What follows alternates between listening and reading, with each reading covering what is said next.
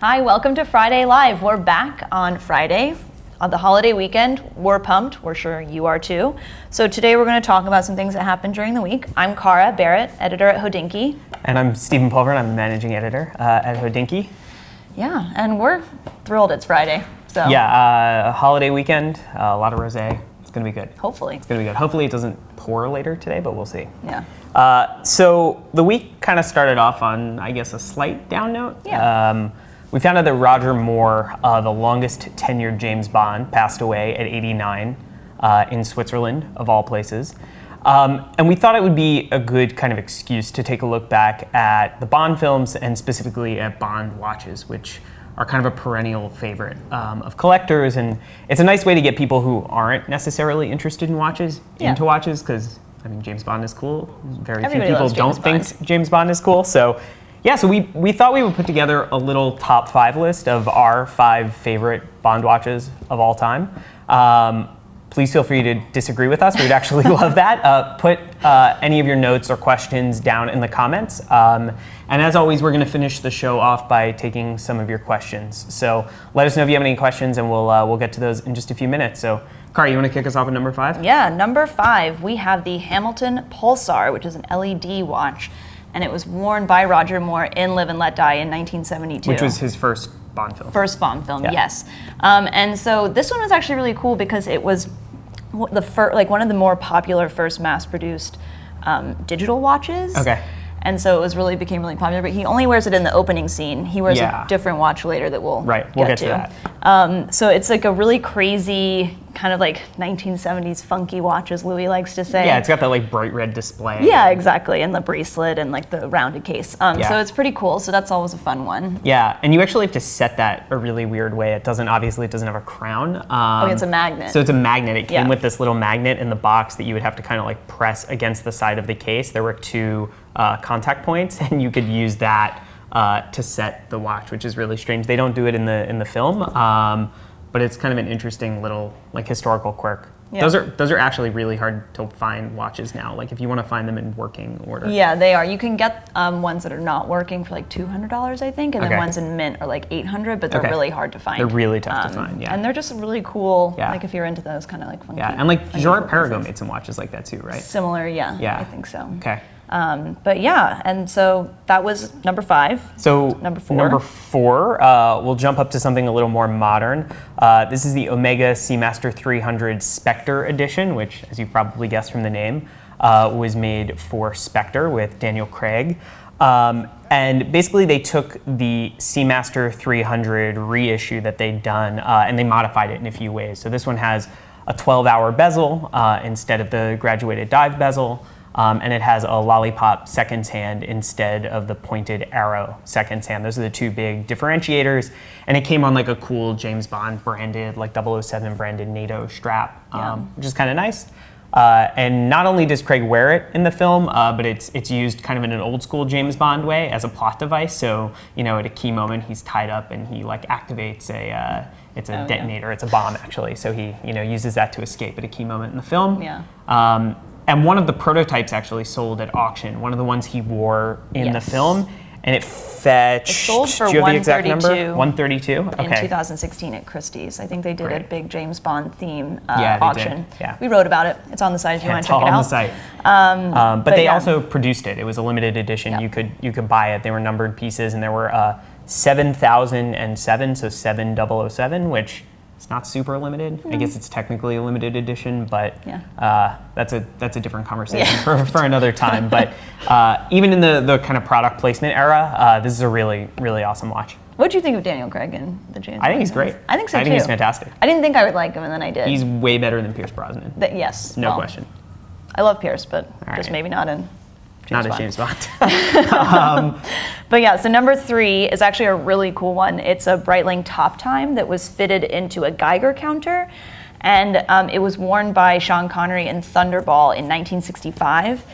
And the weird thing about this watch is the actual watch that he wore in the movie was purchased at a garage sale in England for like £25. Okay. And then the person realized that this was actually James Bond's watch. And this was just a couple years ago, right? I think it was just like maybe 2014, I think. Okay. I'll have to double check on that. But so then they ended up selling it for $160,000 later. And so it was also one of the first Q modified timepieces used in the films. Okay. And so it's actually a top time reference 2002, which with like lugs removed, and it was just placed in the Geiger counter. Okay.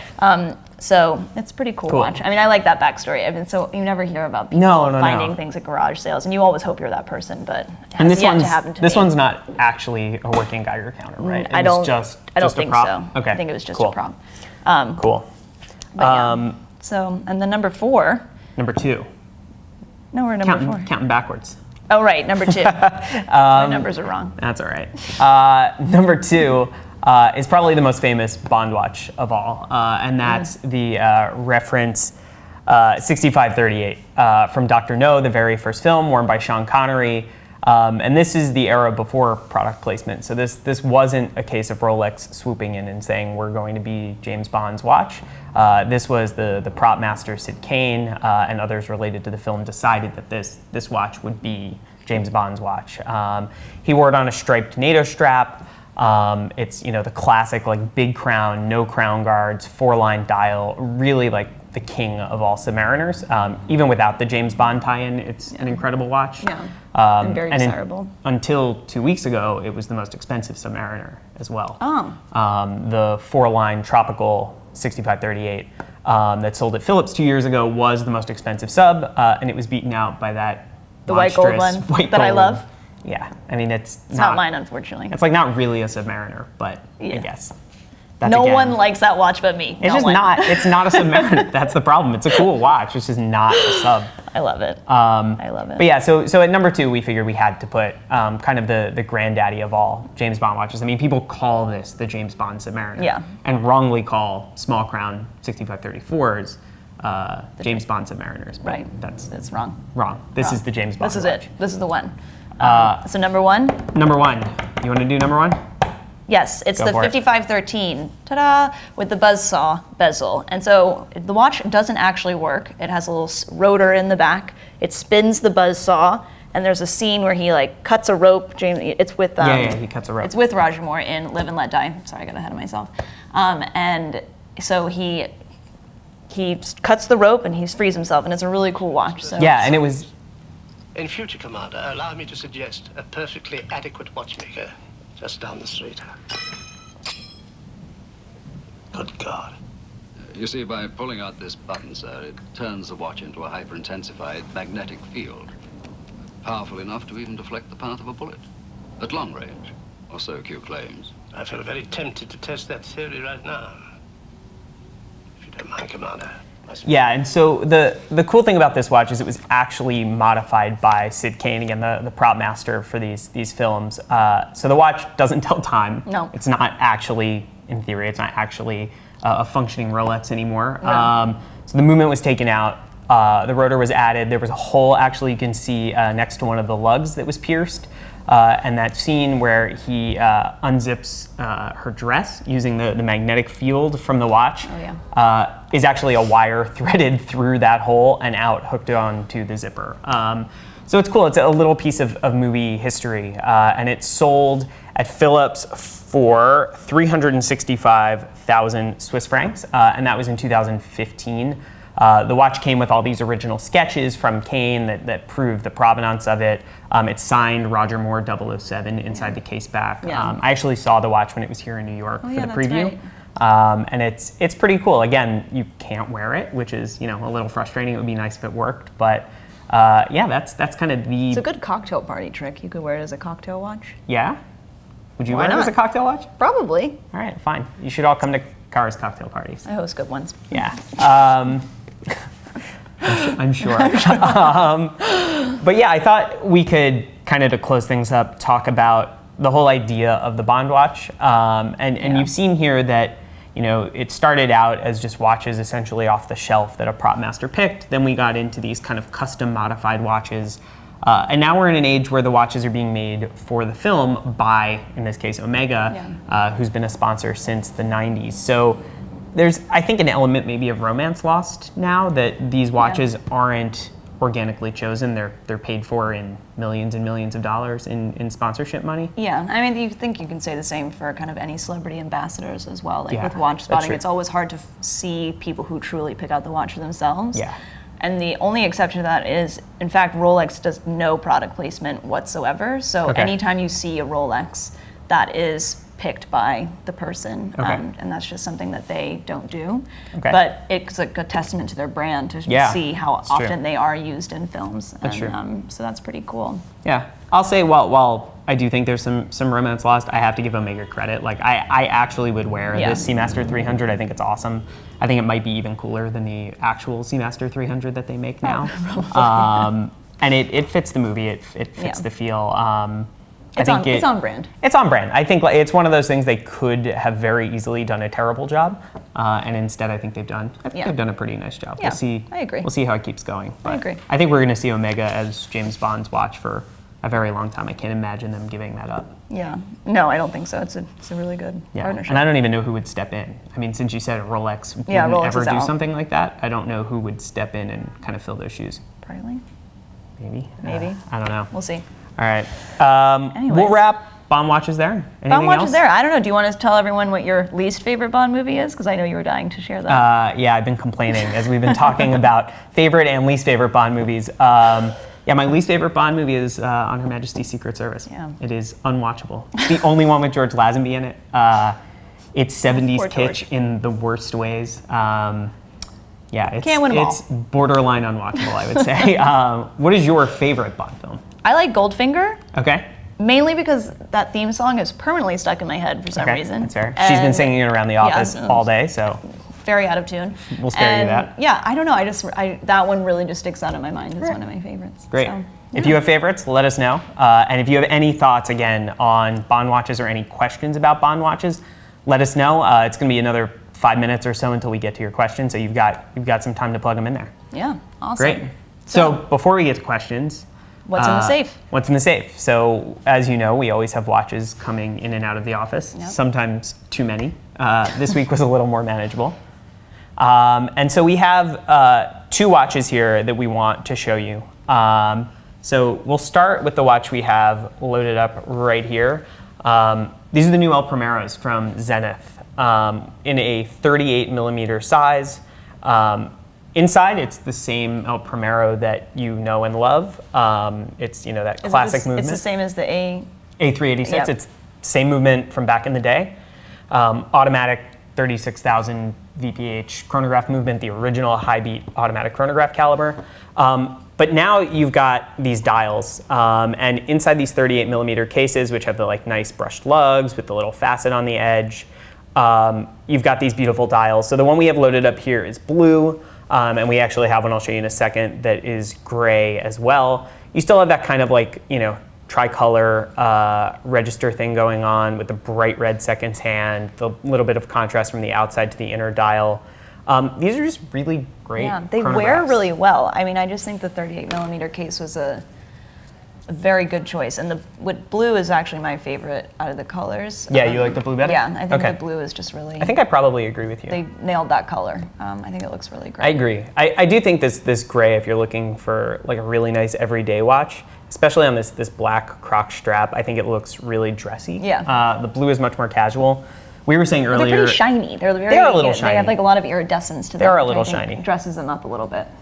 You were saying earlier you'd wear the blue one on a NATO for Yeah. the summer. Yeah, I I think totally NATO would be agree. This on a blue NATO, a navy blue NATO would Yeah. be killer. Yeah, I agree. Cool. And then we have have the one other Parmigiani. watch, Parmigiani. Tanda. This is the Tando. I'm going to set the hands a little bit here to make it easier to see. There we go. Yeah, this is the Tanda 1950. This is the new one from this year's SIHH. Yeah. Steel. Steel, black dial, these kind of signature, really broad, kind of sword-shaped Parmigiani hands.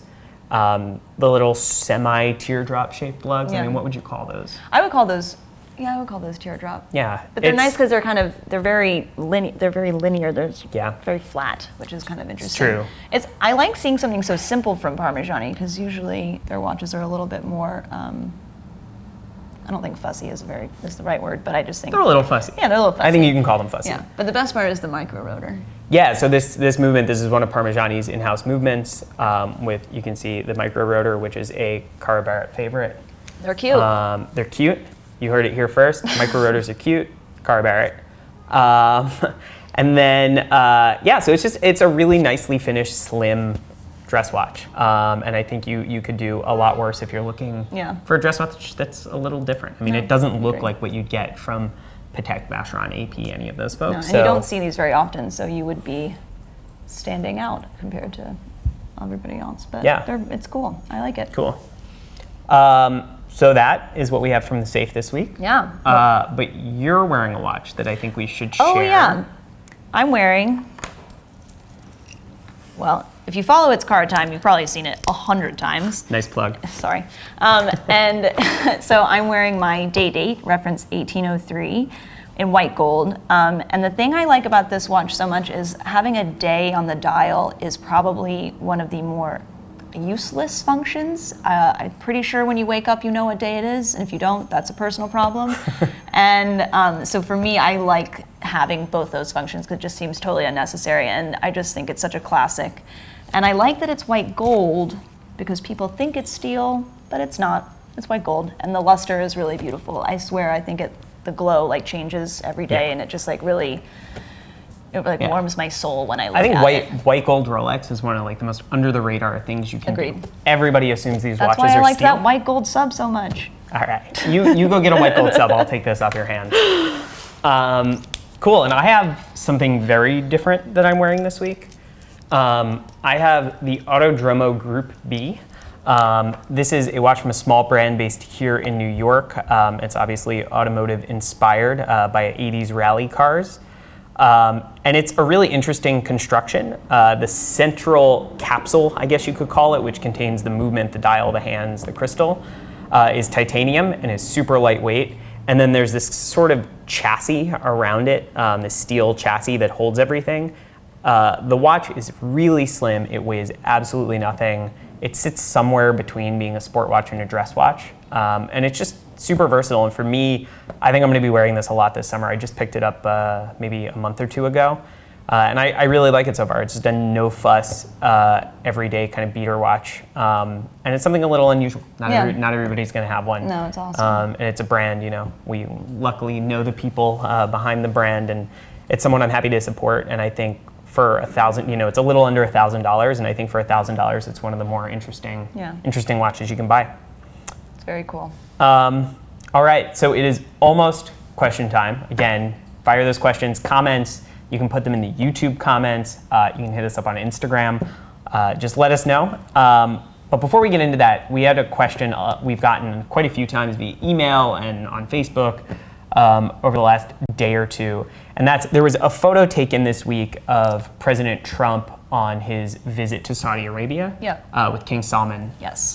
He's being given this gold necklace from King Salman. And you can really see the king's watch prominently in this photograph, which was kind of all over news sources this week. And people wanted to know what the watch was.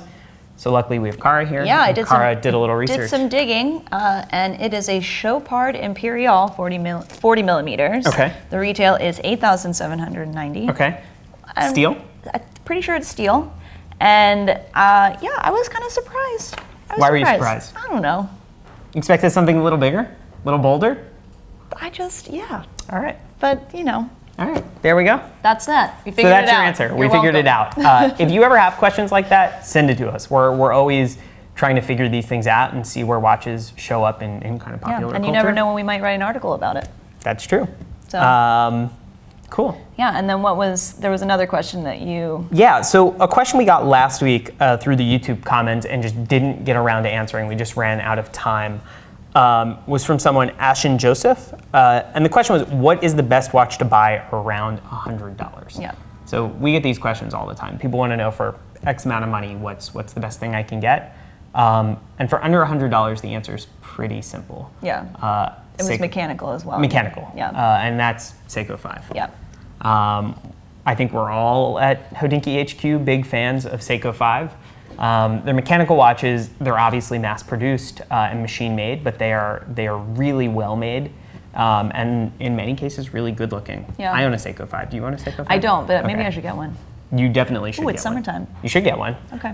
They come in lots of colors. The best place to buy them, honestly, is Amazon. Yeah. You can, if you're a Prime member, you can often get them overnighted for free. So you could have one tomorrow. Okay, great. We'll go order you one after this. And they come in all kinds of styles. They come as pilot watches, field watches, dress watches, whatever, day dates, basically anything you can think of, in a bunch of sizes too. So the main pilot's watch is 35 millimeters. I think it's really small. It's nice. If you can spend a little more money, they come out to like 175 to 200. You can get the most legendary Seiko diver of all time, the SKX 007. In this case, the K model, I think, was just under $200 on Amazon. And that's sort of like basic turtle-shaped, black bezel, black dial dive watch. Yeah. It's there's no way you could destroy it. They're really built like tanks. They look great on bracelets, rubber straps, NATOs, whatever. Yeah. The specs say they're a little big, that they're like between 42 and 44 millimeters, depending on where you read the specs. They don't wear that large, don't worry about it. I don't wear any watches over 40-ish, 41 millimeters, and I can wear this watch just fine. Awesome. So, Yeah. cool. Should we see what the new questions are? Yeah, Should we let's dig do into it. this? Let's find it here, and boom. All right. First up, let's see if these load.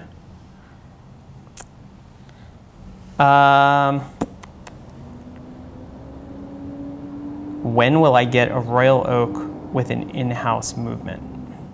Interesting. So, Cara, do you want to get into the history of the movement in the Royal Oak Jumbo? Yeah, the Royal Oak Jumbo, sorry, I'm just trying to remember from that article. It was, the caliber was initially made, was it made by Vacheron? Yeah. Yeah, it was made by Vacheron, and then later was It's JLC. JLC, right, JLC, and then Vacheron and Audemars Piguet bought the movement from JLC. Yeah. And now AP uses that. Right. It's essentially an in-house movement. Yeah. It's if you look They at the have history, the rights to build it, and they make it in-house. right, and they make it in-house. Yeah, so and it's an incredible caliber. I think, to me, the bigger takeaway from this question, to sort of sidetrack a little bit, Yeah. is the value of an in-house caliber. Right. So I think there's plenty of reasons to be excited about an in-house movement. I think there's also plenty of reasons to know when a movement is the right movement for the job. Right. So Jason Heaton, who writes a lot of our dive watch coverage and more sports watch coverage, will be the first person to tell you that a tool dive watch does not need An a in-house complicated movement. or in-house movement. Right. That all that does is inflate the price. It doesn't make it any better at doing its job. Yeah. And that he gets quite frustrated when people start touting, oh, I've put this amazing, new, beautifully finished, unbelievable in-house movement in a dive watch. I think with a watch like the Royal Oak, the movement is incredible. Yeah. It has great history. It's It works technically well. impressive. It works extremely well. It's beautifully finished. It's amazingly made. And you get your initials on the rotor. And secret, you can get your initials on the rotor. Yeah. Secret's out. It's not really a secret, but it's like the worst kept or best kept not secret, maybe. Please don't. Yeah. No. So I think the bigger question I have about the Royal Oak is when we'll see a Royal Oak chronograph with an in-house chronograph movement from AP. And I don't know. Don't have the answer to Yeah, that. don't have the answer. AP's been doing tons of innovation on Yeah, lots maybe of next different year. fronts, but that's the one big thing left. Maybe we'll see it at SMG. Yeah. Do you want to next call year. this one or no? I'll let you call it, All right. I'm not going to call. I'm going to avoid that. But and then we'll find out next January. yeah. This is a great one here. We'll definitely dig into this one. French Toast Action, great username on YouTube, wants to know what are a few watches out there that you think deserve more attention. I'll let you take this one. Let me think. Well, I know what watches I think deserve more attention, but I don't know if That's what I want. Yeah. our That's what they want. readers will agree. But I think Take it away. For me, from a woman's perspective, I actually really love the Bulgari Serpenti watch, which I think gets a lot of attention, but maybe not as much in the horological realms. Okay. Especially the vintage pieces, because they all have the manual winding movements Okay. that used to be produced by the likes of like JLC and Vacheron. And so for me, those are kind of like a little hidden gem that I don't think the masses appreciate yet. So that's mine. Anything else? Just the Serpenti? I don't know, you tell yours first and then I'll think about what my second one is. Okay. We just talked about Seiko 5 a few minutes ago, and I want to go to the opposite end of the Seiko spectrum and go Grand Seiko. Oh yeah, those are cool. If you're a longtime reader, you probably have heard us kind of beat the drum for Grand Seiko before, but I'm a huge believer. Grand Seiko is doing incredible watchmaking at really great prices, and with unique finishing. I mean, and unique execution, I think, start to finish. One of the downsides to the entire or most of the watch industry being concentrated in Switzerland and then Germany right across the border from Switzerland is there's a tendency for everything to kind of homogenize. Everything ends up looking sort of the same. Everything ends up feeling a little bit the same. Innovation is sort of, it bleeds from one company to the next. Nothing looks and feels like a Grand Seiko, nothing else. Right. If you look at the hands and the way they're brushed on top and then diamond polished on the edge to give you that really sharp bevel, the way they do those snowflake finishes on the dials, those are beautiful. nothing looks like that. And those watches in many cases are $4,000 to $8,000, and they're totally unique. The chances that you'll see anybody else wearing one are really low. They only started selling them in the US 3 or 4 years ago. Before that, they were Japan domestic market only. And yeah, I just think Grand Seiko, it's starting to get more attention, but I think not enough people realize that you're essentially buying something of Rolex quality or Omega quality that just happens to be from Japan, in often cases is 10 to 20% less expensive and not something you're going to see on 20 other guys when you go out to dinner. And the new anniversary models don't hurt anything either. Those are really, really damn good looking watches. So, Harley J on YouTube wants to know what your opinion on the Swatch System 51 is and whether we see other brands going down the path of completely computer/machine built watches in the future. What are your system? I love the system. You do? 51. I think it's cool. I was going to suggest that as a watch that you could get that's around the price point, the $100. True. So a System 51's $150. Yeah. That's another great, I think they're super great choice. cool. I agree. I own one. Yeah. I bought it before they were available in the US, back when there was like a 3-month period maybe where they were available in Switzerland and not the US. And basically everyone would go over and whenever we were in Switzerland, buy like 3 or 4 of them, bring them back and give them out to watch guys here in New York who couldn't quite get them yet. But I guess with the question of if watch companies are going to move into that direction of building everything by machine that way, I don't know. It depends, doesn't it? Yeah, I think it totally depends. It depends on what the company is and what their mission is, because I think you will lose the part of fine watchmaking is everything is hand done. Yeah. So if you move away from that, then that's true. You lose your edge. That's true. I think going so far in that direction is really great. And so what Swatch has done is take the idea really 100% in the opposite direction. So instead of saying, oh, well, some things are hand done and some things are done by machine, a human hand doesn't touch the watch the entire production process. Right. And things like the balance, the way they regulate that balance is, it goes under, as it's being made, it comes under a machine, a laser checks the alignment of the balance, times it, and if it's off, a second laser starts shaving metal off of the balance while it's in motion to regulate the watch. It's a crazy process. I wear mine all the time, to be honest, especially on the weekends if I'm just running around the city and just want something lightweight that I don't have to worry about. I think we're all System 51 fans here. Yeah, and Swatch is, for a lot of people outside the watch world, Swatch is what Swiss watches are to people. It's kind of hard to understate the impact that they've had on. That's how I learned it all the time. Yeah, Flick totally. Flack. Me too. Flick Flack for life. Flick Flack for life. Hashtag. We're gonna see Flick Flack reviews. Maybe. Yeah. Okay. Are we gonna do? All right. Coming soon. heard it here Cara's first. Flick Flack reviews. All right. We'll take this last question. This is from Bateman GFX on YouTube. How do you think Basel World 2017 stacks up against past years in terms of innovation and watches we haven't seen before? I'm personally a huge fan of the new Blancpain mil-spec reissue. So let's tackle the broader Basel part of that question. I also love the Blancpain, but how do you think Basel stacked up this year? I thought it was a little quiet this year. Yeah? Yeah. I mean, there were some really cool things, but everything seemed to be quiet trending. In terms of people or quiet in terms of what was actually shown? I don't know. It's hard for me to tell because last year was this was my second Basel, and the first Basel I was like totally overwhelmed, and then the Daytona came out, and it was all I could think about. And oh wow! So your first Basel World was ceramic Daytona Basel World? Yes. Okay. So it was a good one. Yeah. So this year it was like a little like just felt like a little quiet. Okay. But what the trend was is that everyone was throwing back to vintage. Mm-hmm. So it didn't feel like there were many innovations. It was more inspirations, if that makes sense. Yeah, that's fair. I know it's not worded correctly, but it's a little wordplay. Is it? All right, we'll see. But yeah, so that's kind of how I felt it was just a little quiet. Do you think it was too much vintage throwback? I still haven't decided how I feel about the vintage throwback, because you're kind of damned if you do and you're damned if you don't. Like, everybody wanted vintage inspired watches. Right. 5 years ago. And now we finally have them. And you're kind of like, well, like, they're cool. Yeah. Like, they look good, but they're not the same thing as the original.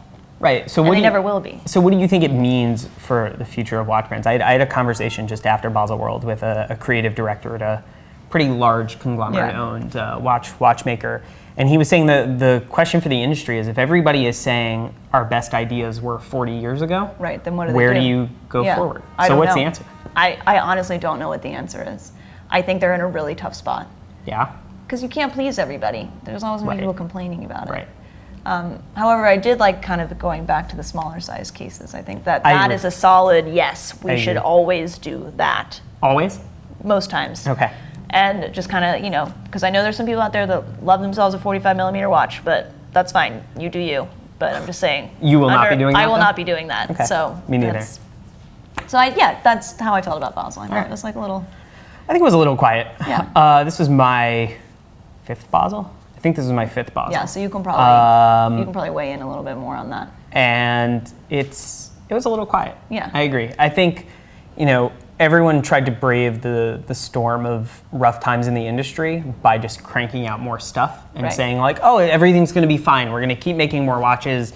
We're going to keep making, high complications. We're going to sell big dollar pieces. We're going to really like push it. And then they realized that that's not what people wanted. Right. And that people weren't buying those watches anymore. Yeah. And then they have all these watches. And so now they're correcting a little bit. And I think they're saying, let's make some lower price things. Yeah. Let's try to make some products that can maybe bring new customers in the door. I agree with that. I think any brand that thinks it can survive purely making $100,000 plus watches at any scale is going to have a hard time. Yeah, I agree. Strong products in the $3,000 to $10,000 range are going to bring new people into watches. So brands like Longines making great products, brands like Montblanc making great products, not at Basel World, but at SIHH. Yeah. Brands like Tudor who are innovating in that price segment, Tag Heuer. These are brands that can create new watch lovers, and I think that's important. I agree. If we don't have a new influx of people into this passion, it's gone. No. Eventually everybody fades out or leaves to find other things, or it stagnates at best. So. No, I agree. Yeah, so it'll be interesting to see. I think the products from Basel are just starting to hit markets now, right?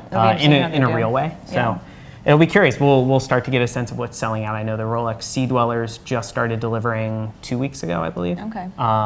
So we'll see what's popular. Yeah.